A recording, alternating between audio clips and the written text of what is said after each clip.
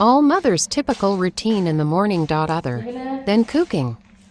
explaining to him about the activity of the day.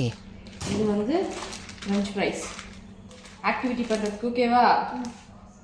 எல்லாத்தையுமே எடுத்து வை இது பாரு எப்படி மடக்கி வச்சிருக்கிறப்ப பாத்தியா